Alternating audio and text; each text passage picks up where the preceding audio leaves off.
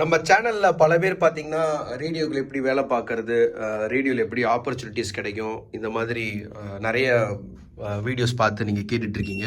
But எல்லாருக்குமே ஒரு ஆசை என்னென்னா, ஒரு ரேடியோ ஸ்டூடியோ எப்படி இருக்கும் அப்படின்னு தெரிஞ்சுக்கிறதுக்கு நீங்கள் ஆசைப்படுவீங்க.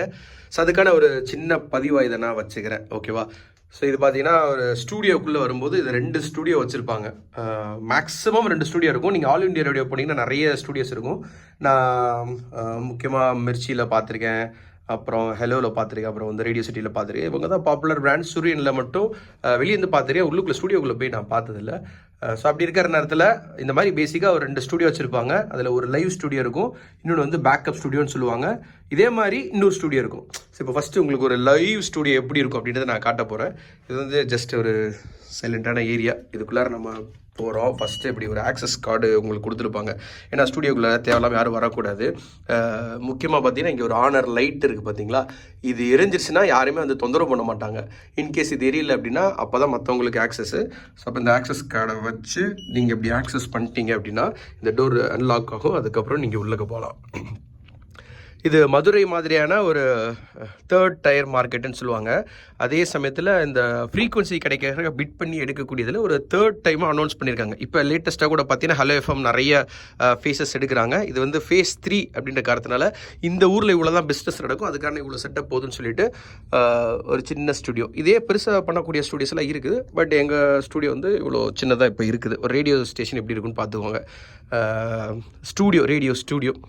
இந்த மாதிரியான கிளாக் கண்டிப்பாக வச்சுருப்பாங்க, எலக்ட்ரானிக் கிளாக்கு. அதே சமயத்தில் ஒரு டோரை திறந்து நீங்கள் உள்ளே வந்த உடனேயும் இங்கேனக்குள்ளேயே ஒரு ஆனர் இருக்கும். ஏன்னா சம்டைம்ஸ் சும்மா மைக் ஆன் பண்ணிவிட்டு ஆர்ஜிஎஸ் ஏதாச்சும் பேசிடக்கூடாது, அதுக்காக ஒரு சிக்னல் எப்பயுமே இது வச்சுருப்பாங்க. இது ஆன் ஆயிடுச்சு அப்படின்னாலே ஆர்ஜியை விழுந்து அப்படியே லைவில் பேச ஆரம்பிச்சிருவாங்க. வெளியிலேருந்து யாரும் ஆர்ஜியை தேவையில்லாமல் டிஸ்டர்ப் பண்ணக்கூடாதுன்னு சொல்லிட்டு பார்த்து சில இது பண்ணுவாங்க. அதில் இந்த கிளாஸ் ரொம்ப முக்கியம். சில ஸ்டூடியோஸில் இது இருக்காது. அவங்க வந்து இந்த ஆனர் லைட்டை பார்த்து தான் தெரிஞ்சுக்குவாங்க. ஸோ அப்படி இருக்கிற நேரத்தில் முக்கியமாக இந்த இப்போ நான் இருக்கிறதே பயங்கரமான டெம்பரேச்சரு, பயங்கர கூலாக இருக்கும். இது ஏசி. இந்த இதுக்கு வந்து அப்படி சென்ட்ரலைஸ்ட் ஏசி போட்டிருப்பாங்க. எதுக்காக அப்படின்னா நம்மளுக்காக கிடையாது. இந்த ஸ்டூடியோஸில் இந்த சிஸ்டம்ஸ்லாம் 24 hours ரன் ஆகிட்டே இருக்கும். அப்போ வந்து பயங்கரமாக ஹீட் வந்து உங்களுக்கு ப்ரொடியூஸ் ஆகும். அதை கண்ட்ரோல் பண்ணுறதுக்காக இந்த ஏசி போட்டிருப்பாங்க. மேக்ஸிமம் பார்த்திங்கன்னா நிறைய ஸ்டூடியோஸில் வந்து ஆர்ஜிஎஸ் பேசக்கூடியதுக்கு பக்கத்துலேயே வந்து ஜன்னல் இருக்கும். ஒரு லைவ்லி மூமெண்ட்டாக இருக்கட்டும், ஆர்ஜிஎஸ் திடீர்னு பார்த்துட்டு வெதர் மழை எல்லாம் தெரிஞ்சுக்கிட்டோம் அப்படின்னு சொல்லிட்டு நினைப்பாங்க. ஸோ இங்கே வந்து அது சின்னதாக கொஞ்சம் மிஸ் ஆகிருக்கும். இது வந்து அங்கே இருக்கக்கூடிய இன்ஜினியரிங் ஸ்ட்ரக்சர்ஸ் அப்பப்போ இந்த ஸ்டூடியோஸ்க்கு இப்படி போடலாம் அப்படின்னு சொல்லிட்டு. ஸோ இங்கே பார்த்தீங்கன்னா ஒரு ஸ்டூடியோவில் வந்து கண்டிப்பாக இப்படி ஒரு ஜன்னல் இருக்கும். சில ஸ்டூடியோஸில் ஜன்னலே இல்லாமல் இருக்குது. பட் அவங்க கொஞ்சம் மேனேஜ் பண்ணி தான் பேசி ஆகணும். ஸோ அப்போ அப்புறம் பார்த்தீங்கன்னா கெஸ்ட்டு மைக்ஸ்ன்னு சொல்லிட்டு வச்சுருப்பாங்க. இது வந்து கெஸ்ட்டு மைக்கு, இதுவும் கெஸ்ட்டு மைக்கு. ஆர்ஜியோட மெயின் மைக்கு இது, ஓகேங்களா? ஸோ முக்கியமாக இதில் நீங்கள் தெரிஞ்சிக்க வேண்டியது என்னென்னா, ஒரு ரேடியோவுடைய இதயம் இது தான், கன்சோல்னு சொல்லுவாங்க. நிறைய டிஜேஸ் கூட வேறு மாதிரியான கன்சோல்ஸ் வச்சுருப்பாங்க அவங்க ஆப்ரேட் பண்ணுறதுல. ஸோ இது வந்து ஒரு கன்சோல். இதுதான் வந்து ஒரு இதயம் மாதிரினே வச்சுக்கோங்களேன். இதுலேருந்து கனெக்ட் பண்ணி தான் ஆர்ஜிஎஸ் பேசுகிறது வைக்கிறது எல்லாமே யூஸ் பண்ணுவாங்க. ஃபஸ்ட்டு இதில் முக்கியமான விஷயம் என்னென்னா மைக் 1, மைக் 2, மைக் 3. ஆர்ஜிஐ பேசுகிறது இந்த மைக் 1லேருந்து ஆப்ரேட் பண்ணுவாங்க. கெஸ்ட் இந்த செகண்ட் மைக்கு, அப்புறம் 3rd மைக்கில் அங்கிட்டு இன்னொரு கெஸ்ட் இருந்தாங்கன்னா அவங்க பேசுவாங்க. மேக்ஸிமம் கெஸ்ட் இல்லாட்டி ஆர்ஜிஎஸ் இதை வந்து யூஸ் பண்ணிக்கோங்க. இன்கேஸ் இந்த மைக்கில் எது ப்ராப்ளம், இந்த மைக்கில் எது ப்ராப்ளம், இப்படி சைமல்டேஸாக மாறி எந்த மைக்னாலும் யூஸ் பண்ணிட்டு ரெக்கார்ட் பண்ணிக்கோங்க. அதுக்கேற்ற மாதிரி அவங்க பேசிக்கோங்க. ஸோ அப்போ வந்து இங்கே பேசும்போது இந்த மைக்கில் பேசணும், இங்கே பேசும்போது இந்த மைக்கில் பேசணும். இன்கேஸ் திடீர்னு கனெக்ஷன் மாற்றினாங்கன்னா இந்த மைக் தூக்கி இங்கே போட்டுட்டு இந்த மைக்லேயே பேசுவாங்க. இப்படி சின்ன ஒரு பார்த்தாலே உங்களுக்கு புரிஞ்சிடும். முக்கியமாக இந்த 2 மட்டும் எல்லா ஸ்டேஷன்லையும் அமர்த்தவே மாட்டாங்க. இது என்னன்றதை நான் உங்களுக்கு சொல்கிறேன். ஏபி அப்படின்னு இருக்கா, அதே சமயத்தில் இங்கே இருக்கக்கூடிய ஒரு ஃபேடர், இங்கே இருக்கக்கூடிய ஒரு ஃபேடர், இங்கே இருக்கக்கூடிய இது ஃபேடர்ஸ் சொல்லுவாங்க. இந்த ஃபேடர்ஸ்லாம் எதுக்காக அப்படின்னா, ஃபார் எக்ஸாம்பிள் நீங்கள் ரேடியோ கேட்டுகிட்டே இருக்கும்போது திடீர்னு பார்த்தீங்கன்னா ஆர்ஜிஎஸ் வந்து ஏதாச்சும் ஒரு காமெடி டைலாக்ஸு அந்த மாதிரி போடுவாங்கள்ல, அப்போ ஹாட் கீஸ்ன்னு சொல்லுவாங்க. இது என்ன ப்ளே ஆகணும், இது என்ன ப்ளே ஆகணும், இங்கே என்ன ப்ளே ஆகணும் அப்படின்னு சொல்லிட்டு டிசைட் பண்ணுறது ஆர்ஜிஎஸ் தான். மேக்ஸிமம் ஒரு ஜென்ரல் ஓவர்வியூக்காக சொல்கிறேன். இப்போ ஃபஸ்ட்டு பார்த்தீங்கன்னா இது வந்து ரேடியோ கம்ப்யூட்டிங் சாஃப்ட்வேர் அப்படின்னு சொல்லுவாங்க. இந்த ரேடியோ கம்ப்யூட்டிங் சாஃப்ட்வேர் தான் வேர்ல்டில் இருக்கக்கூடிய பாப்புலரான ரேடியோ ஸ்டேஷன்ஸ் நிறைய பேர் யூஸ் பண்ணுறாங்க. ஏன்னா இதில் அவ்வளோ பெனிஃபிட்ஸ் இருக்குது. ஸோ அப்போ பார்க்கும்பொழுது இங்கே ஏபி பார்க்குறீங்களா, தெரியுதா? ஏபி, ஏன்னா இது இப்போ ஆனரில் போய்கிட்டு இருக்கு.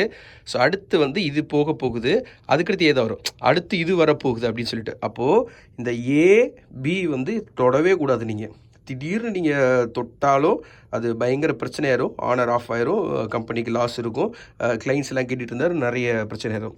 ஸோ இந்த மாதிரியான ஒரு விஷயம் இதில் இருக்குது. பக்கத்தில் இருக்கக்கூடியது அண்டர்லே அப்படின்னு சொல்லுவாங்க, இல்லை சில இடங்களில் பார்த்தீங்கன்னா பிஜிஎம் அப்படின்னு சொல்லுவாங்க.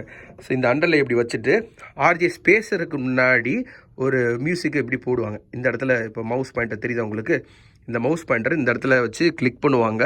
அப்படியே பார்த்தீங்கன்னா இந்த மாதிரி ஒன்று கிளிக் பண்ணிக்கிடுவாங்க. ஸோ இந்த இது பேசும்போது ஆர்ஜேஸ் பேசும்போது அப்படியே தொடர்ச்சியாக மாறி ரிப்பீட்டில் வந்துக்கிட்டே இருக்கும். ஒரு ஆர்ஜே பேசும்போது பின்னாடி அப்படியே மியூசிக் கேட்டுக்கிட்டே இருக்கும். அதே சமயத்தில் இன்னொரு ஆர்ஜே வந்து என்ன பண்ணுவாங்கன்னா, இப்போ நானே பார்த்தீங்களா பேசி காட்டுறேன் உங்களுக்கு. இப்போ இந்த மவுஸ் பாயிண்டர் நல்லா பார்த்துக்கோங்க. இந்த மவுஸ் பாயிண்டர் இங்கே இருக்குதா, இந்த மவுஸ் பாயிண்டர் இதை நல்லா பார்த்துக்கோங்க. ஃபார் எக்ஸாம்பிள் இப்போ நான் இந்த பட்டன் அமைக்கிட்டேன், எஃப்எம் கேட்டுட்ருக்கீங்க, எஃப்எம்னா radio city 91.9 radio city Jackson Durai பேசிட்டு இருக்கேன்னு சொல்லிட்டு அனுப்புகிற மியூசிக் வருது. இப்போ இந்த மியூசிக் நான் என்ன பண்ணுறேன்னா, இந்த ஃபீடரை பிடிச்சி இறக்குறேன். எஃப்எம் கேட்டுட்டு இருக்கீங்க, எஃப்எம் ரேடியோ சிட்டி 90 இப்போ குறைஞ்சிருச்சா. அதே சமயத்தில் டக்குன்னு பார்த்தீங்கன்னா பேசிட்டே இப்படி இருக்கக்கூடிய நேரத்தில் இப்போ நம்ம கூட பார்த்தீங்கன்னா பிறந்தநாள் கொண்டாடுறவங்க ஒருத்தவங்க இருக்கிறாங்க, அவங்களுக்கு பிறந்தநாள் வாழ்த்துக்கள் சொல்லிடுவோம் அப்படின்னு சொல்லும்போது மவுஸ் பாயிண்டர் நல்லா பாருங்கள்.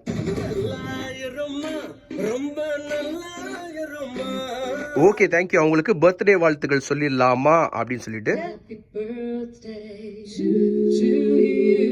ஸோ இப்போ புரியுதா, இப்போ பேசிட்டே வந்து டக்குன்னு வேலையை பார்க்குறோம்ல. ஸோ இந்த மாதிரி விஷயங்கள் டக்குன்னு பண்ணிடலாம். கொஞ்சம் ப்ராக்டிஸ் இருந்துச்சுன்னா ஈஸியாகவே பண்ணிடலாம். ஸோ இதில் பார்த்தீங்கன்னா உங்களுக்கு சாங்ஸ் இப்போ போய்கிட்டு இருக்குது. அதே சமயத்தில் இங்கே நான் வந்து இப்போ பேசியிருக்கிறேன்ல உங்கள்கிட்ட, அதுக்காக வந்து நான் ரெக்கார்ட் பண்ணி வச்சுருக்கேன். அதுக்கடுத்து பார்த்தீங்க அப்படின்னா இன்னொரு பாட்டு வருது, இப்படியே விளம்பரங்கள் இதெல்லாம் போகும். ஸோ இதுதான் ஒரு பேசிக்கான செட்டப்பாக இருக்கும். முக்கியமாக பார்த்தீங்கன்னா இந்த 2 ஸ்பீக்கர்ஸுங்க வாழ்க்கையில் எல்லா ஸ்டுடியோவில் நீங்கள் கேட்டு பார்த்தீங்கன்னா தாறு மாதிரி வச்சுருப்பாங்க. இது வந்து ஜெனிலக் அப்படின்னு சொல்லிட்டு சூப்பராக இருக்கும். ஸ்பீக்கர் குட்டியாக இருக்குன்னு சொல்லிட்டு சந்தேகப்படாதீங்க, செம்ம சவுண்ட் இருக்கும். அதே சமயத்தில் இங்கே ஒரு டிவி வச்சுருப்பாங்க, நியூஸ் பார்க்குறதுக்கு, கிரிக்கெட் பார்க்குறதுக்கு, ஸ்கோர்ஸ் சொல்கிறதுக்கு, இது மாதிரி நிறைய விஷயங்களுக்கு இது யூஸ் ஆகும். இன்னொரு விஷயம் பார்த்திங்கன்னா இங்கே ஒரு சிஸ்டம், இது வந்து இன்டர்னலாகவே நிறைய விஷயம், ஒரு ஆடியோ இங்கே எடுத்து நாங்கள் போட்டுக்கலாம், வேறு சில ப்ரௌஸ் பண்ணோம்னா இங்கே பண்ணிக்கலாம். இதோட ஒரு சின்ன கனெக்ஷன் அதில் இருக்கும். ஒரு ஆடியோ வெளியிலேருந்து நாங்கள் பேசியிருக்கோம், அது இங்கே கொண்டு வந்துட்டு அதுக்கப்புறம் எடுத்துகிட்டு அங்கே போகிறதுக்கு. ஸோ இது மாதிரி பல விஷயங்கள் இருக்குது. ரொம்ப இன்ட்ரெஸ்டிங்கான ஜாப் தான். அதே சமயத்தில் முக்கியமான விஷயத்து வந்து டெலாஸு. இந்த டெலாஸ் எதுக்கு அப்படின்னா, நம்ம ஷோ பண்ணிட்டு இருக்கும்போது காலர்ஸ் வருவாங்க, இதுலேருந்து அட்டன் பண்ணி இந்த க்யூ இருக்குது பார்த்தீங்களா, இந்த க்யூவில் தான் நம்ம கொடுக்க முடியும். ஏன்னா இதில் ஒவ்வொன்றுக்கும் ஒவ்வொரு கனெக்ஷன் இருக்கும். இது பேசிக்காக ஆர்ஜிஎஸ் தேவைப்படுது, மேக்ஸிமம் இந்த லைன் மட்டும் தான் தேவைப்படும். ஸோ அப்படி இருக்கிற நேரத்தில் இங்கேருந்து கால் வருவாங்க, அட்டன் பண்ணி பேசிவிட்டு இந்த இதை தூக்கி விட்டோம்னா டேரெக்டாக காலர் வந்து நம்ம ஆனருக்கு கனெக்ட் பண்ணிடலாம். ஃபார் எக்ஸாம்பிள் இப்போ இன்னொரு விஷயம் என்னென்னா, இந்த இது காட்டுற பாருங்க. இப்போ இந்த மைக் வந்து நான் வந்து ஆஃபில் வச்சுருக்கேன், அதெல்லாம் ஆன் பண்ணுறேன். இப்போ ரெட் ஆகிடுச்சா, மைக் ஆன் ஆகிடுச்சா, இப்போ மேலே பாருங்கள். ஸோ இப்போ ரெட் ஆகிடுச்சா, இப்போ ஆஃப் பண்ணுறேன், ஆன் பண்ணுறேன். ஸோ அப்போனா வெளியிலேருந்து யாரும் நம்மளை டிஸ்டர்ப் பண்ண மாட்டாங்க. ஸோ அதே மாதிரி இந்த டெலாஸ் கால் வந்துடும். வேறு என்ன சொல்லணும்னாச்சேன். ஓகே மக்களே, இப்படி தான் ஒரு ஸ்டூடியோ இருக்கும். ஸோ இப்போ அந்த ஸ்டுடியோ எதுக்குன்னா, இதே செட்டப் அங்கே இருக்கும். ஒருவேளை ஆர்ஜிஎஸ் ஏதாவது தப்பு பண்ணி இதை ஆஃப் ஏர் ஆக்கிடுறாங்க, இல்லை வேறு எது டெக்னிக்கல் ஃபால்ட் வந்து இது வந்து ஆஃப் ஏர் ஆகுது, கேட்க முடியாமல் போகுதுன்னா, இங்கே இருக்க ஆனர் ஸ்டுடியோவை அப்படியே சில கீஸ் கொடுத்து அங்கே ஷிஃப்ட் பண்ணிடுவாங்க. அது ஆனர் ஸ்டுடியோவாக மாறிடும். மற்ற நேரத்தில் அது வந்து இங்கே ஷோ லைவ் பண்ணிட்டு இருக்கும்போது ஷோக்கள் தானே ஓடிட்டுருக்கோம். அப்போ திடீர்னு ஒரு ஆர்ஜே வாய்ஸ் கொடுக்குறது, ஒரு ஆர்ஜேனுடைய வாய்ஸ் எடுக்குது, விளம்பரம் எடுத்து பேசுறது அப்படின்னா அந்த ஸ்டூடியோவில் தான் பண்ணுவாங்க. ஸோ இதுக்கு முக்கியமான காரணம், இவ்வளோ ஸ்டூடியோ செட்டப் போட்டு பண்ணுறது என்னென்னா, ஆடியோ மீடியம் அப்படின்னால வெளியில் இருக்கக்கூடிய நாய்ஸ் உள்ளே வரக்கூடாது. அதே சமயத்தில் ஆர்ஜிஎஸ் பேசும்போது அந்த கான்சன்ட்ரேஷன் இருக்கணும், வெளியில் இருக்கவங்க தொந்தரவு பண்ணி இருக்கக்கூடாது. இப்போ வெளியில் ரோடு எவ்வளோ போகுது, எவ்வளோ காரு பைக்கெலாம் வந்துட்டு போகும், கத்த பேசும்போது அந்த சத்தங்கள் இருந்துச்சுன்னா நல்லா இருக்காதுல்ல. அதனால தான் ஸ்டூடியோக்கே பயங்கரமான செட்டப்பு, ஏசி தரமாக இருக்கும் மக்களே. ஓகேவா? ஸோ உங்கள்கிட்ட ரொம்ப நாள் இதை காட்டணும்னு நினச்சிட்டே இருந்தேன். ஸோ அதனால் ஒரு வாய்ப்பு எனக்கு கிடச்சிச்சு, காட்டிடுறேன். வீடியோ பிடிச்சிருந்தா லைக் பண்ணுங்கள், ஷேர் பண்ணுங்கள். அண்ட் உங்கள் ஃப்ரெண்ட்ஸ் யாருக்காச்சும் இருந்தால் ஸ்டுடியோ பார்க்கணும்னு நினச்சாங்கன்னா ஷேர் பண்ணி விடுங்க. வேறு என்ன மாதிரி எனக்கு கண்டென்ட் போடலான்றதையும் கமெண்ட் பண்ணுங்கள். நன்றி, வணக்கம்.